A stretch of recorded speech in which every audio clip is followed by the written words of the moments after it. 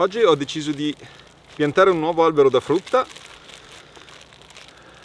quindi porterò il mio futuro frutteto a 1, 2, 3, 4 piante attualmente. Quindi ho un Asimina triloba, un Nashi Shinseki, un Kaki Persimmon che ho spostato qui, prima era sotto in una zona ombreggiata e non andava assolutamente bene, adesso siamo in pieno sole, adesso ho, per fortuna con l'acquisto della baita dietro ho anche tutta una porzione di terreno in più e quindi posso un pochino sbizzarrirmi anche con un po' di piante da frutto in più, messe in posizione molto, molto soleggiata. Ho scelto il melo musone. Perché l'ho scelto? Beh, il nome è molto simpatico, quindi ha attirato subito la mia attenzione, diciamo. È una varietà antica, quindi sicuramente è una varietà molto rustica, dovrebbe produrre delle mele magari non di forma bellissima, appunto melo musone perché le mele sono allungate, però qui non interessa tanto la bellezza del frutto, ma più che altro, diciamo, ottenere il risultato, quindi ottenere qualche frutto. Quindi lo andrò a piantare qui adesso e probabilmente aggiungerò qualcos'altro in futuro. Non è detto che magari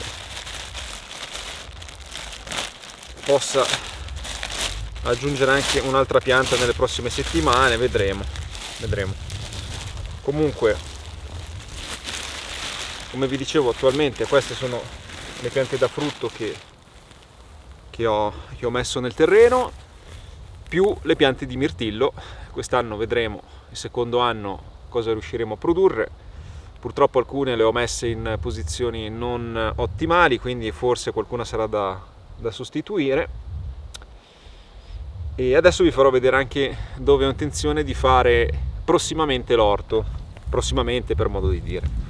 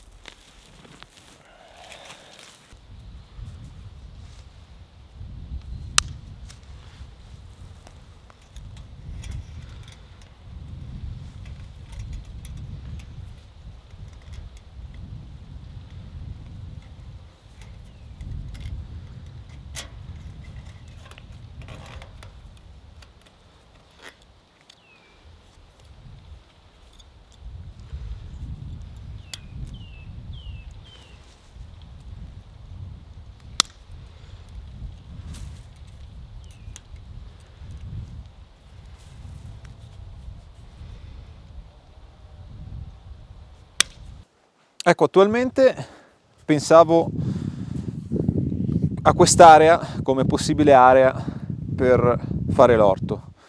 Motivo molto semplice: vicino, facilmente irrigabile e anche relativamente facilmente spianabile, verrebbe fuori questa striscia qui recintata, lasciando il passaggio qui.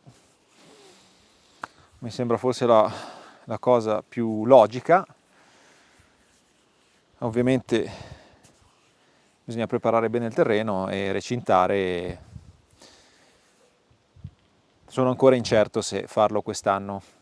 Comunque vabbè, l'intenzione è quella magari di partire, magari non coltivare già quest'anno, ma comunque di partire. Però per far ciò ho bisogno per prima cosa di sistemare il pluviale, perché il pluviale è sprovvisto delle canaline, quindi adesso dovrò anche dare una sistemata a questo discorso del pluviale prima di tutto, perché ovviamente se mi piove dentro dal pluviale non va assolutamente bene. Però diciamo che una striscia così penso che sia sufficiente per qualche verdura, anche se in realtà mi viene il dubbio, perché ora sono le 2:30 e questa zona rimane in ombra, quindi qua prenderebbe luce praticamente fino a mezzogiorno, l'una, e poi dopo risulterebbe in ombra, e quindi non so se possa andare bene. Ovviamente l'ombra è fatta dal muro della baita.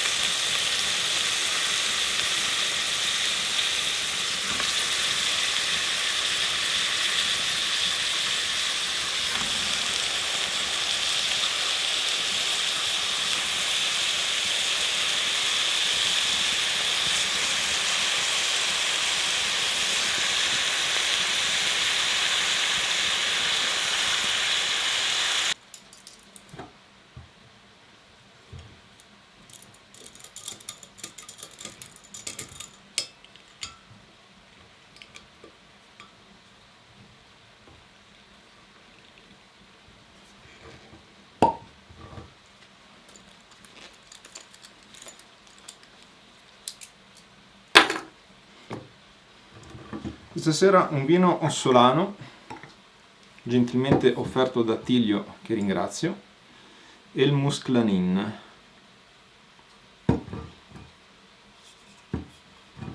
Non so esattamente la provenienza, ma è un vino ossolano.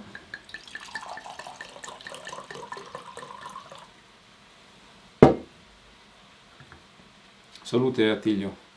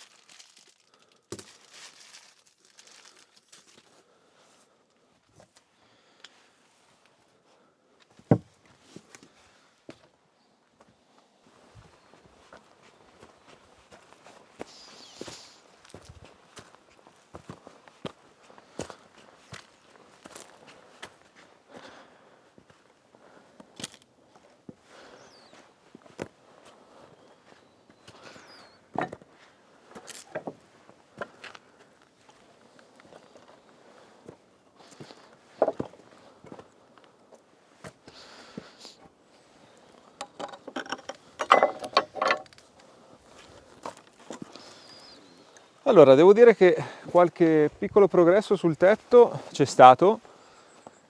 Certo, ovviamente sapevo che non sarebbe stato un lavoro semplice, sto cercando di capirci qualcosa, però intanto ho sostituito 4 tampiare, di cui 3 sono laterali. Adesso, a furia di spostare e movimentare pietre, più o meno sembra che man mano che procedo diciamo che riesco a capire un pochino il senso logico di come progredire. Questa parte diciamo che per il momento sembra in ordine. Ovviamente il test vero è quello dell'acqua, quindi quando pioverà potrò valutare le infiltrazioni effettive all'interno del tetto. Ho già fatto delle prove con secchio e con la canna dell'acqua e ho visto che delle infiltrazioni ci sono, però se sono delle infiltrazioni piccole, giocando un pochino con i livelli delle pietre si può sistemare. È molto complicato evitare qualsiasi tipo di infiltrazione. È un lavoro di pazienza e io sono convinto che, diciamo che se si tratta di qualche goccia, non è che devo disfare tutto. Giocando un pochino con le pietre, sicuramente riuscirò a trovare una quadra, ecco. Poi, essendo tutte pietre regolari, anche se troviamo il livello giusto, delle volte l'acqua si incanala verso l'interno e va a incanalarsi in un'altra pietra che si incanala a sua volta verso l'interno, quindi è veramente un gioco di livelli molto complicato. Vedremo. Intanto oggi vado un pochino avanti con tutto il colmo, quindi diciamo che le parti laterali adesso sono a posto, proseguirò tutta la parte del colmo che è fino in fondo, quindi adesso dovrò sostituire le tampiare centrali e anche lì poi cercare di trovare una quadra con, diciamo, con le pietre. come vi dicevo dovrò aspettare la pioggia. Ha fatto settimana scorsa un 20 mm di acqua, meglio di niente, speriamo che arrivi qualche pioggia in più, un pochino ha bagnato il terreno, quindi è stato sicuramente un qualcosa di utilissimo e fondamentale per la primavera. Devo dire una cosa, sono rimasto un pochino basito riguardo l'ultimo video che ho fatto, in cui parlavo del discorso della siccità. Il discorso che ho fatto riguardo la siccità non è una cosa opinabile, cioè un dato di fatto. Se non piove, non piove. Basta guardare le rilevazioni delle stazioni meteo, e basta andare sul sito di ARPA Piemonte e vedere il quantitativo di precipitazioni, c'è anche tutto lo storico decennale, storico diciamo da quando si sono iniziate a prendere le misurazioni, quindi uno può farsi anche un'idea guardando quello, quindi non è una cosa opinabile. Ho messo questa stazione anche per anch'io un pochino avere un riferimento, perché magari piove qui e non piove a casa mia, quindi è tutto molto relativo, anche per avere proprio un riferimento di quanto piove qui in montagna rispetto a giù in valle. Vi dicevo, sono rimasto un pochino basito per tutta una serie di interventi riguardo le scie chimiche. Non uno, ma più di uno, addirittura dibattiti sulle scie chimiche.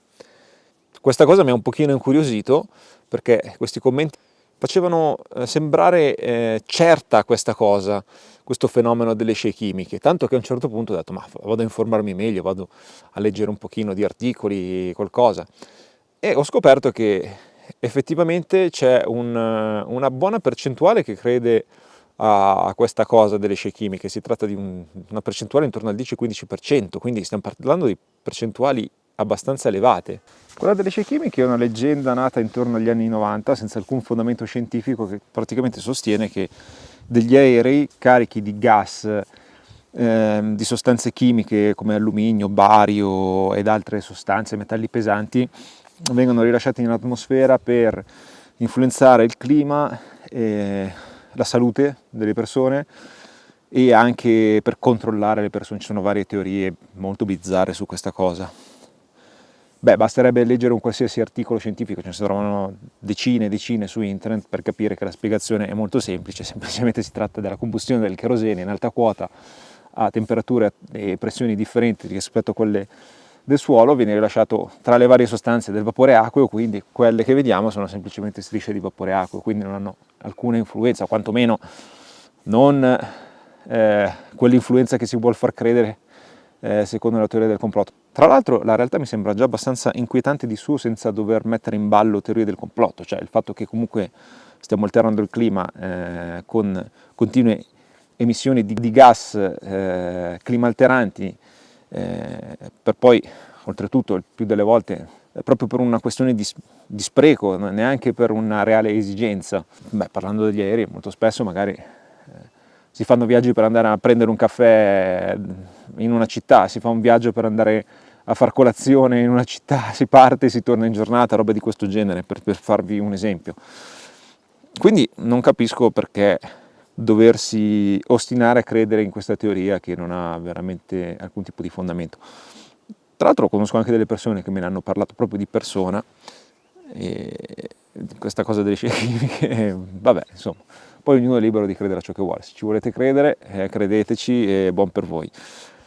Però ecco, non pensate di avere una spalla, un supporto qui sul mio canale a queste teorie veramente bizzarre. Però questa cosa ci fa capire, ci può far ragionare anche su un aspetto, cioè che ormai tutti siamo d'accordo sul fatto che il clima stia cambiando. C'è chi sostiene che sia un discorso ciclico, c'è chi sostiene che sia dovuto alle scie chimiche, c'è chi sostiene, però è un dato di fatto che ormai nessuno crede più che insomma, il pianeta sia in una fase di stasi o addirittura di raffreddamento. Il pianeta si sta scaldando, punto e basta. Questa è una cosa a cui praticamente tutti credono ed è un dato di fatto, lo osserviamo.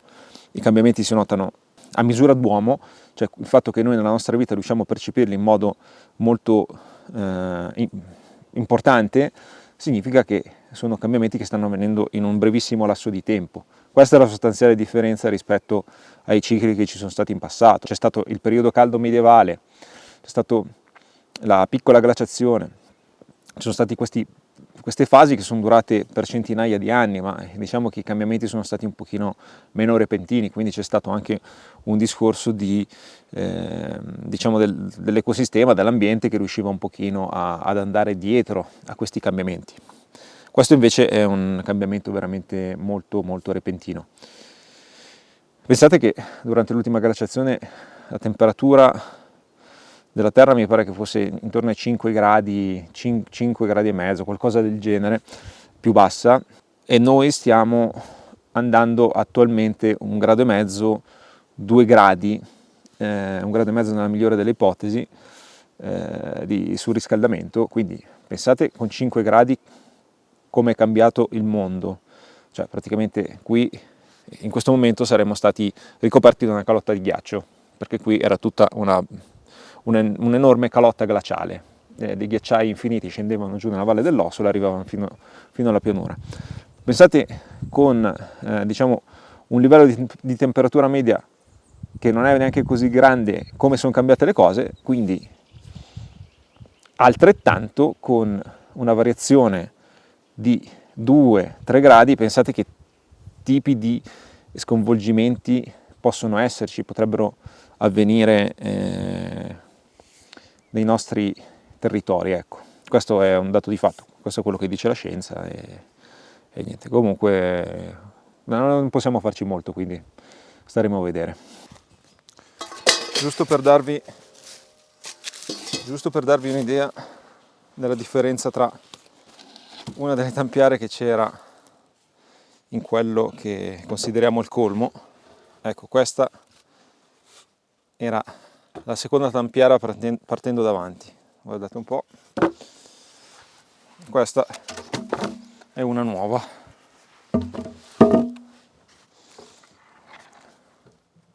Direi che un intervento di manutenzione andava assolutamente fatto.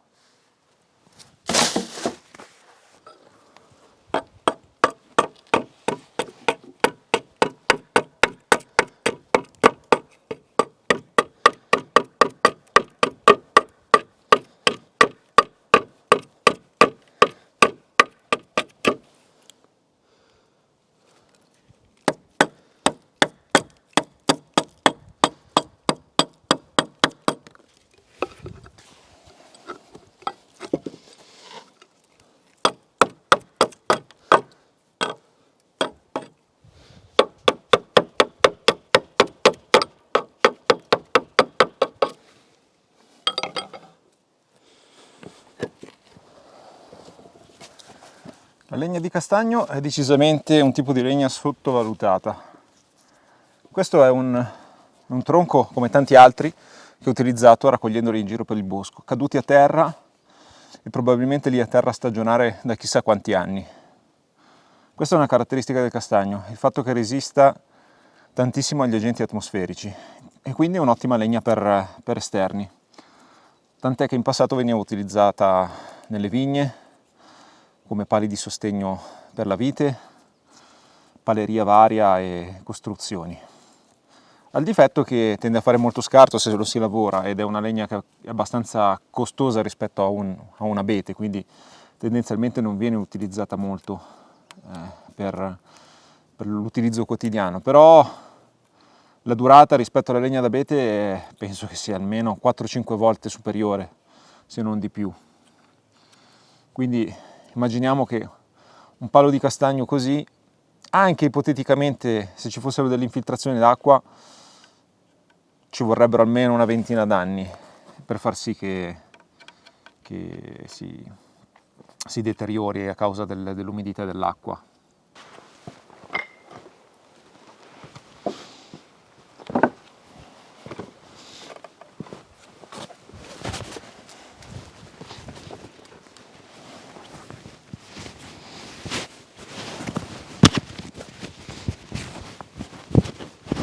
Alla prossima!